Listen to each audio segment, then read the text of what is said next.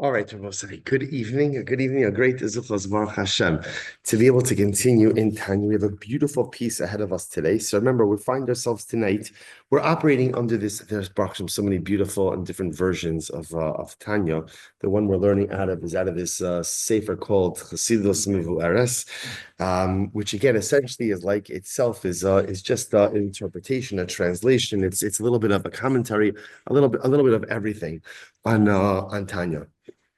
So we left off yet last week with the Rebbe quoting the pasuk, "Hikarov elecha hadavar ma'od b'ficha bilvavcha la'asoso." So literally translated again, the matter is very close to you, b'ficha bilvavcha, to do it. So remember again, the Rebbe asked the fundamental question. He said, "I don't understand. If you tell me b'ficha that something is easy for me to do with my mouth, I got it, right? Tell me to say something and I can say it, even behaviorally. Tell me to do something and I'll do it." But to tell me that I'm supposed to feel something in a certain way, that's much more difficult. In general, we have this idea about there's only, you could legislate a lot of things, right? You could legislate behaviors, but you really can't legislate emotions and feelings. So what does it mean when we say that it's karov elecha bilvavcha la'asoso? So the Rebbe says on page Zayin, aval hashlita rikshe halev bilvavcha harehi kasha ma'od. So the ability to go ahead and literally regulate emotion is something that is exceptionally difficult. So again,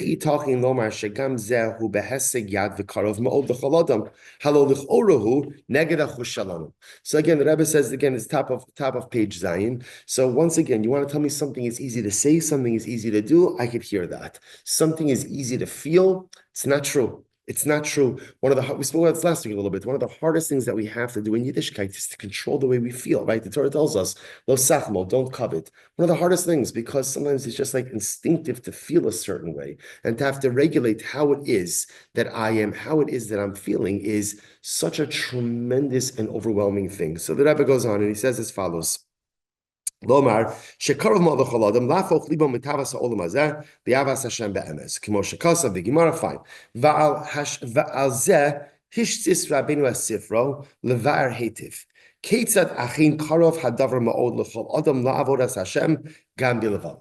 The entire avodah. Remember again, last week we spoke about the idea that really the name that the Rebbe gave this sefer was Likutei Amorim, which means collection of sayings. We call it Tanya, but it's really called Likutei Amar. So the Rebbe said, the entire avoda of this sefer is to figure out how we could serve HaKadosh Baruch Hu not only with our mouth and not only with our body, but with our hearts. Because isn't that the most incredible thing, and most difficult thing, right? We know this. It's really not hard to keep Shabbos. Right? It's not hard. There's 39 malachas. I know what to, as long as I learn what to do, okay. If I'm not used to doing it, so to re-regulate my behaviors is one thing. But Lamaisa, just in general, it's not regulating behaviors is something I can do. But how many of us actually feel Shabbos? And how many of us actually experience with our heart Shabbos? And how many of us really get a geschmack out of our Yiddishkeit? A lot of times we go through the behavioral actions, the motions, the mechanistic motions, but the heart is not there.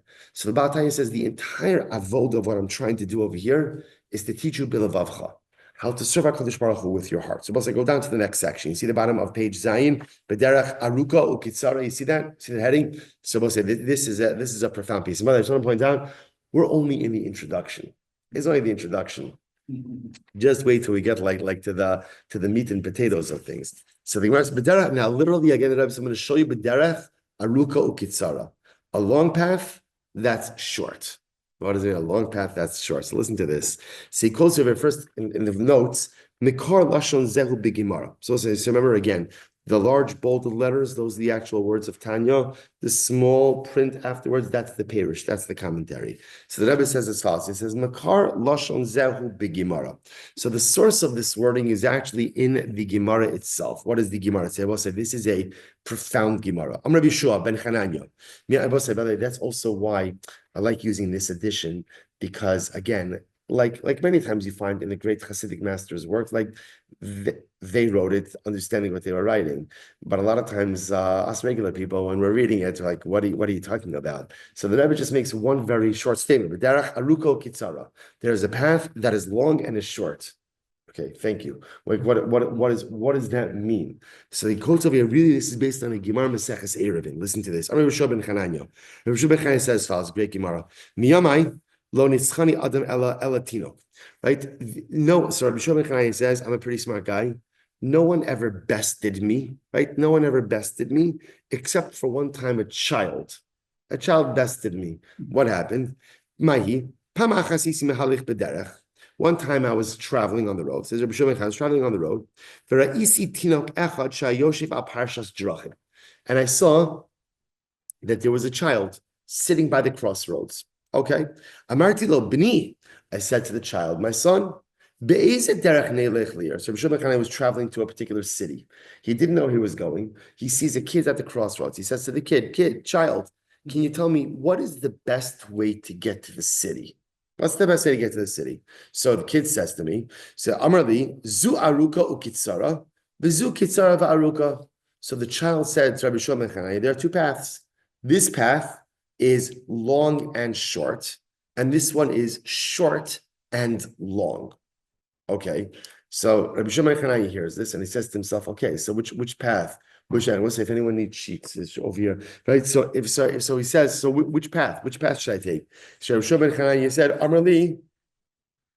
so I'm sorry, halachdi b'kitzara va'aruka. So Rabbi Shimon Chananya says, I took the path that was short and long.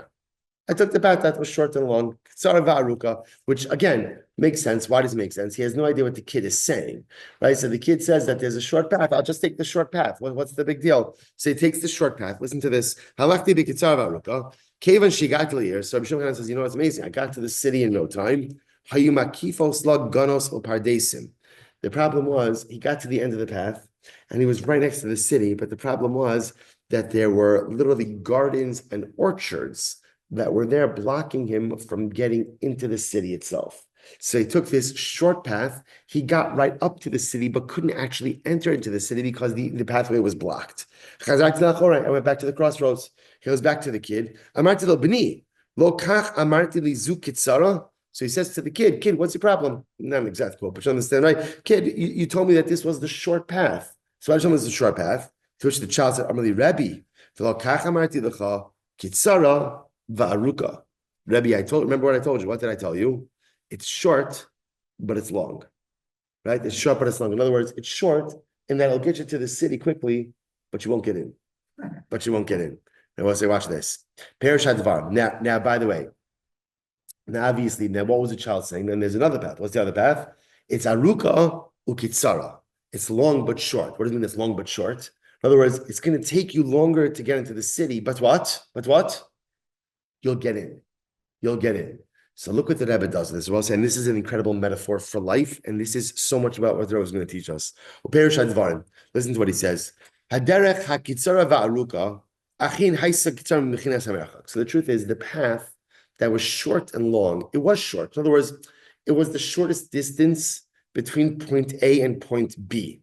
But practically, it was longer. Why? So here's the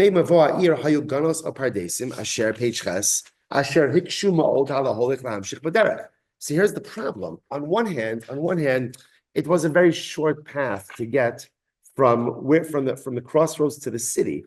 The problem is then getting into the actual city itself. He couldn't get in. He says, now again, just to point out, could Rabbi Shua ben Chananya, could he have gotten into the city? Could have, but it's hard, I guess, to cross over the gardens and the orchards and all this kind of stuff. And that's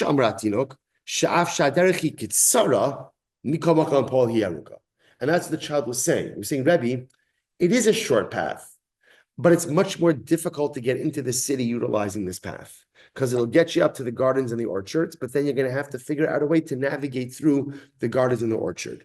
But then there was a second path. What was the second path? The second path was long but short. Reality-wise, like, I guess, what's the word? Like distance-wise, it was a longer path. But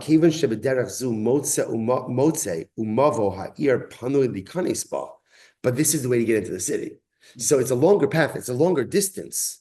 but she can ultimately get right in. He says, Sof Sof, derech zo, hi hakitzara. Even though distance-wise, the second path was longer, but it was the shorter path because it enabled you to reach your actual destination. Me'achar sheba magiyim le'ir beliminios ve'ikuvim. You're able to get into the city without any obstacles. So I will say, so look what the Rebbe does with this, and this is incredible. This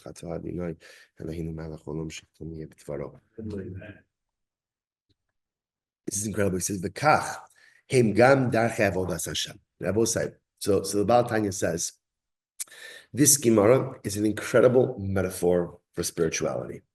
In spirituality, there are two roads.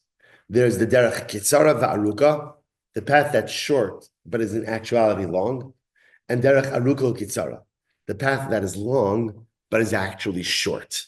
What does that mean? Listen to this. It says, yesh derech kitzara va'aruka. Listen to this. There is a pathway that is short but long, meaning what? Hainu, sha'adam ma'orer es rikshe levavo, ba'ofanim shonim la'avodas Hashem yisbarach. For example, a person inspires, right, the emotions of his heart to serve Hashem. Va'ayidei his orerus zu umagia liyidei rishpe eish shel avas abore. And what happens? Through this inspiration, through this fire, he comes to love of HaKadosh Baruch Hu. B'derech zu, Omnam kal yoser lavodeas Hashem. So let me say this to you outside. Right? What the Rebbe is describing is like this.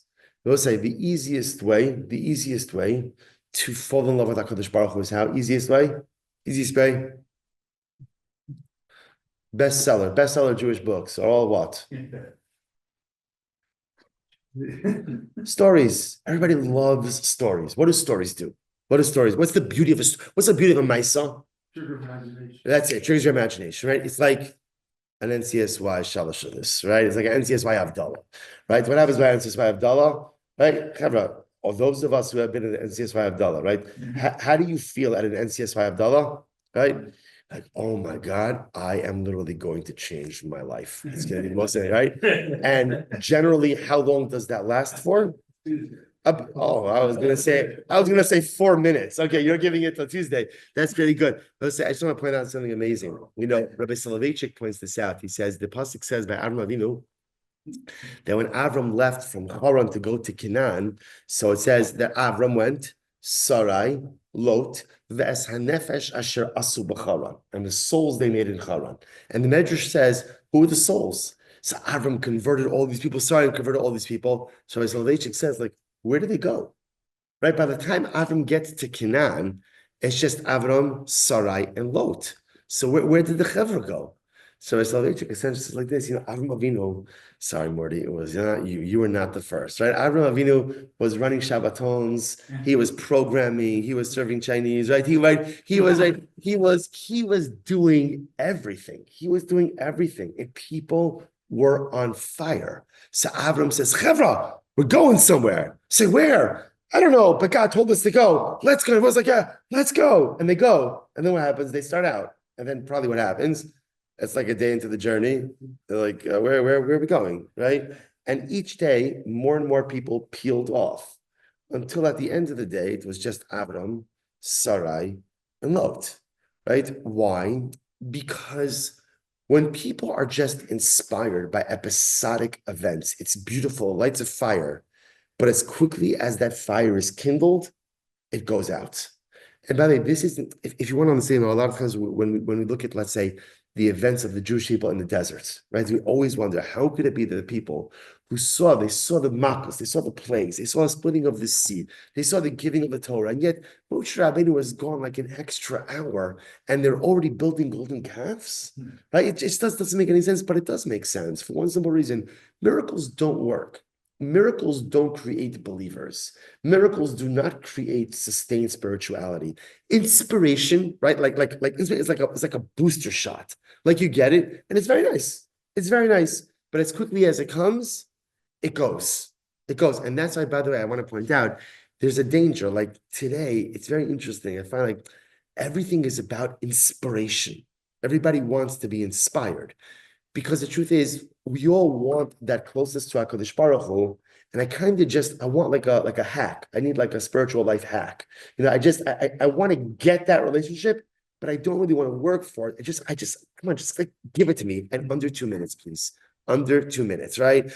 Short attention span. So give me what I need, give it to me quickly, I'm gonna be inspired. And by the way, it works.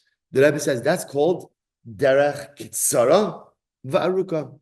That's the short path to get to God. There's only one problem. It's actually a much longer way to get. It actually becomes a much longer way to get to God. Why?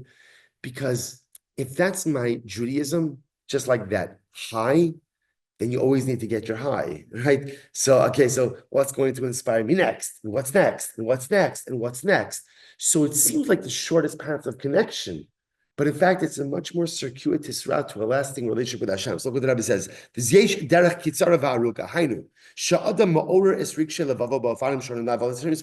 Person literally inspires himself.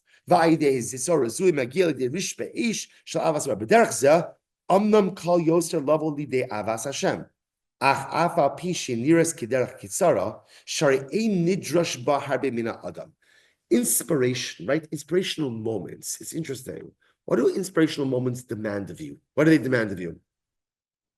What do they demand of you? No, in fact, nothing, right? What is, right? Again, I'm inspired. What happens when you're, what are you doing when something inspires you? What are you doing? You're ingesting, you're passive. You're passive. So, and by the way, I want to point out that the Rebbe is not knocking this. This is profound. And we all have moments like where I just need that pick me up. Like I need that pick me up. And it feels like it's so intense and so profound. But in fact, because I'm passive and I'm not really doing anything, it's easy come, easy go. The inspiration comes and then the inspiration leaves. So it's interesting. So sometimes like that passionate inspiration, that seems like the shortest pathway to Hashem. But ironically enough, it's actually the longest way to Hashem.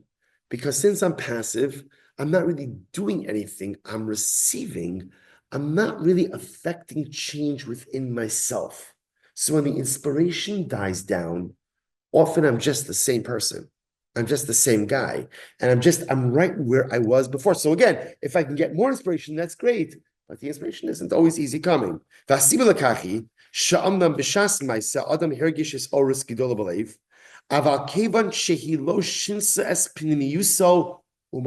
here it is. Do you know where true relationship with HaKadosh Baruch Hu comes from? When a person is willing to change who he is.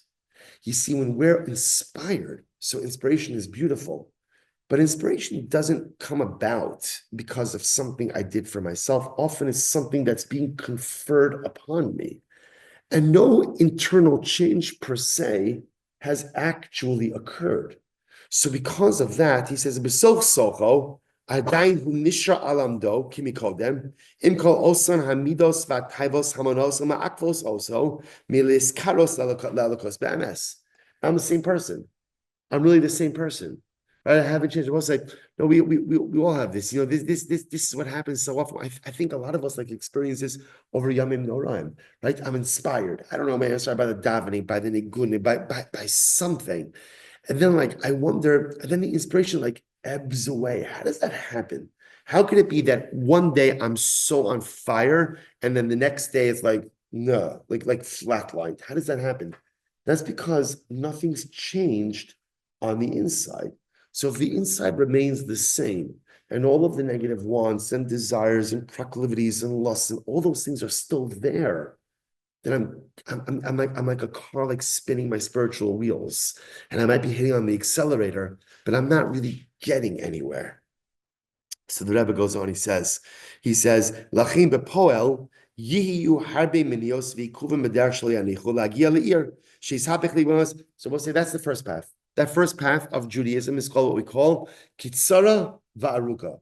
It feels short, right? It feels short in that I get the high, I get the inspiration, but there's no work that's been done. There's no internal change that has occurred. So although it feels like it's the fast track to control, what happens? I end up like almost getting to my goal, but then when I want to really do something, the gardens and the orchards, everything is there blocking me from the city. But then there's another model of change. Lefichach, nikra derech zuk, derech tzar v'aruka. Vilu, haderech hamuvu'eres b'sefer Tanya. So we'll say what the Rebbe is going to subscribe to. Now, obviously, and again, we'll say, I want to point out, the beauty of Judaism in general is that there are multiple modalities, right? There are multiple avenues of connection. And this is so incredibly important. There's not one right way or wrong way. People connect to HaKadosh Baruch Hu in different ways. So there are some people for whom that burst of spirituality is exactly the catalyst that they need in order to go and affect change. But for most of us, the way like dramatic moments of inspiration occur is they come and they go. There's the famous idea of Levi Yitzchak Berditchev. It's a Chusi again, the Rebbe says so beautifully. He says, when a person has a moment of inspiration, you know what you're supposed to do? I've quoted this like a million times. The Rebbe says, open up a chumash and read a pasuk. He says, why? Because at least then you've taken the inspiration and you plugged it into something, right? How many times in life are we inspired? Like, I'm on fire. There's only one problem. What happens with fires if you don't feed it, right? It extinguishes. And that's right. We'll say, if we're honest, like this is a good time. Monday night, Tanya share, good time to be honest with ourselves. How many times in life I was like so on fire and so ready to do something, but I just never did something. I just, I'm ready. I just never actually did anything. The fire was there, and like fire could burn by itself for a certain amount of time, but after a certain amount, if you don't feed it, it's going out. It's going out. So that's the first path. Then the Rebbe says, bottom of page Ches, V'ilu haderech hamevu'eres b'sefer Tanya. The rest of all this penimis. We all say, but the derech that the Baal Tanya is teaching us in Tanya is a different kind of derech. What does this mean? It's a derech, it's a pathway to Hashem that requires real internal work. Ki gedei lapoch es rigshe halev, mitayvas ha'olam azeli avas Hashem be'emes, muchreches avodas hamoach, itzel kol echa lefi arko. Hainu, let me read a little bit, and then limud v'hasaga begadlus Hashem. Ula'achar mikan, hisbonenus ba'amakas hadas ben yonim shalom ad hisei. So it says we're going to see, and we'll talk about this in generalities now, then we'll see it more in depth.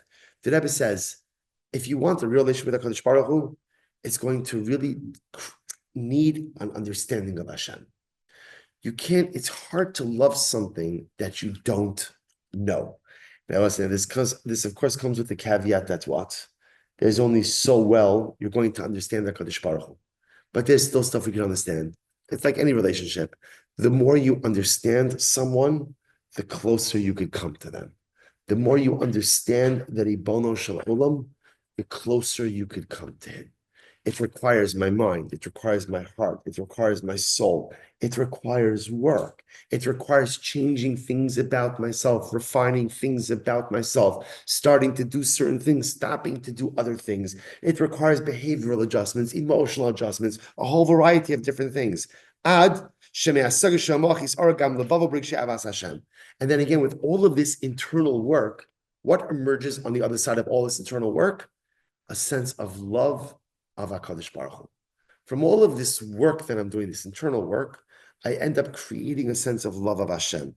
Benimsa, and again, we'll see exactly what this means when we get into the Sefer.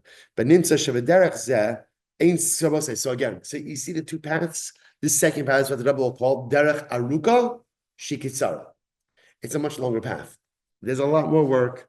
There's a lot more to do, but it's the shorter path. Why is it the shorter path? Why?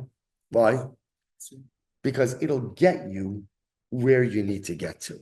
The first path is shorter, right? That like instantaneous, almost like consumeristic type of inspiration, which is beautiful and incredible. And that'll help, but it will never really get you fully to where you need to get to. It's the shortest path, won't get you. The second path, which the Rebbe is describing, which again requires my heart, my mind, striving to understand HaKadosh Baruch Hu, and the way you understand HaKadosh Baruch Hu is trying to understand yourself, affecting change, starting this, snapping this, all different kinds of things. It's a much longer path, but at the end of the day, it's the shortest path because it ultimately gets me to my intended destination. The Bible says, look at this line, the last line on page Ches, one of my favorite lines. He says, Nimsa. Shebederach zu ein sgulos v'tachbulos kalos laora es halev. The Baal Tanya says, the long path, which is the shortest path, we're saying, There's no schools. You know, it's interesting. We love schools. We love schools, right? Again, there's a schooler for everything, right? If you say Nishmas 27 times in 3 minutes, you know, you're going to find the shidduch and have a baby all in the same hour, right? You know, it's incredible how it's going to happen, right? And you do this and you tell me clock and you do this, right? Yeah, I remember when so I was with a young man who may or may not be related to me, and he was he was folding his tallis after Shabbos, and he made sure that his wife was in the room and he was folding his tallis. And I was like, why does the wife have to be in the room when you're folding your tallis? It's like, oh, it's a school for shalom bayis. That's what it does.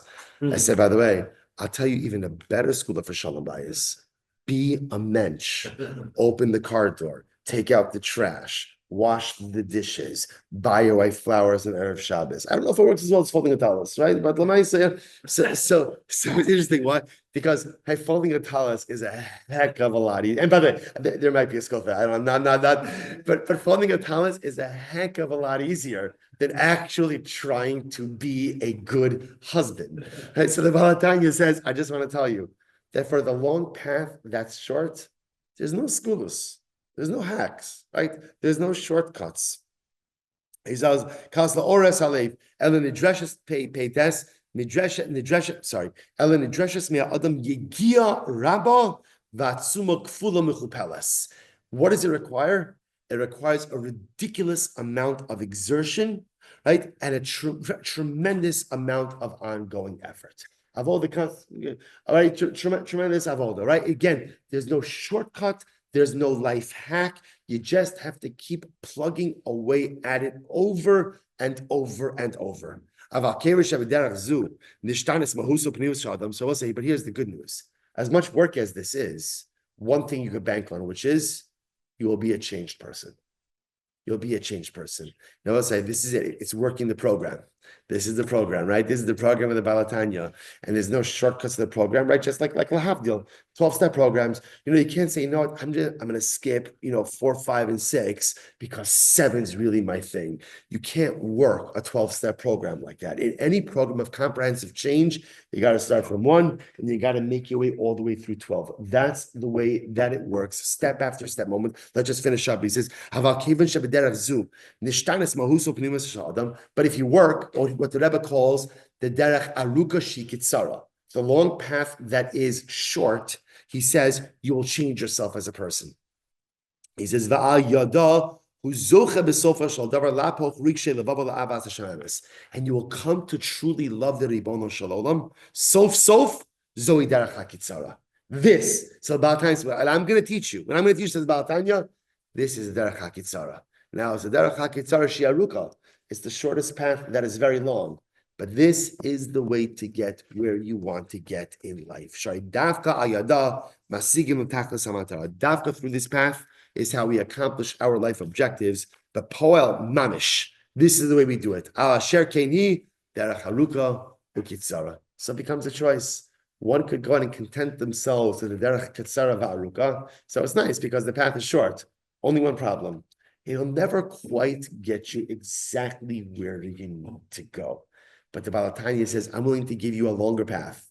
But it's the longest path that's really the shortest path, because this path, and we don't even know what the path is, right? We don't know what it is. Baal Tanya is an excellent salesman, because I'm like, sign me up. Like, all right, I'm in. I bought it. I'll take 2, right? I have no idea what the path is, but now I want it, because I feel like what am I going to do without it, right? So I don't even know what the path is, but I know that the path he's going to outline over here may be long, and maybe arduous, and maybe difficult, but it's the only path that's going to get me into the city, the only path that's going to allow me to change, to evolve, to self-actualize, the only path that's going to bring me to Avas Hashem, and the only path that's going to get me to my intended and desired life destination. I will say, Shkoyach, tonight, see you next week.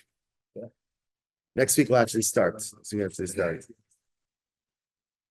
All right.